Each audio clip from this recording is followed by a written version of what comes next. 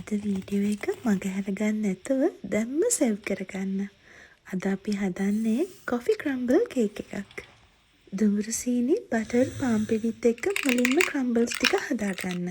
ඊළඟට අපේ instant coffee ටික උණු වතුර වලින් ඇක්ටිව් කරගන්නවා. ඔයා වීඩියෝ එකේ දකින විදියට බටරුයි සීනි මුලින්ම බීට් කරගන්න.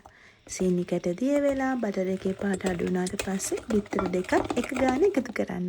දැන් මේ එකතු කරේ හැන්දකින් හොඳට බීට් කරගත්ත යෝගට්. එකතු කරපු යෝගට් ටික බටර් එකත් එක්ක හොඳට මික්ස් වුණාට පස්සේ ඩ්‍රයි ඉන්ග්‍රීඩියන්ට්ස් ටික එකතු කරන්න. අන්තිම පියවර විදියට වැනිලායි අපි කලින් ඇක්ටිව් කරගත්ත ඉන්ස්ටන්ට් කොෆි එකතු කරනවා. ඔන්න දැන් අපේ කොෆි කේක් බැටර් එක ලෑස්ති. දැන් ඔයා කරන්න ඕනේ කේක් එක බේක් කරන ට්‍රේ එකට හදාගත්ත බැටර් එකෙන් භාගයක් එකතු කරන්න.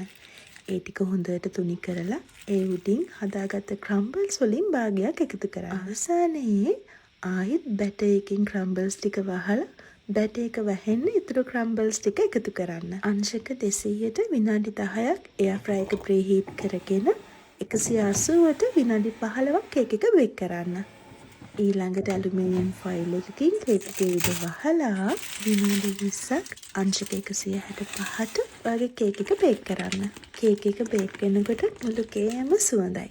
ඉවසිල්ලක් නැහැ උණුවෙන් කෑල්ල එක රස බලන්න.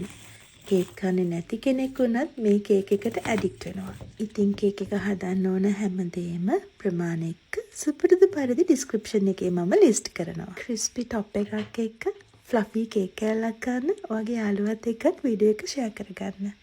දැන් රස බලන වෙලාව. ගිහින් එන්න සුබ දවසක්.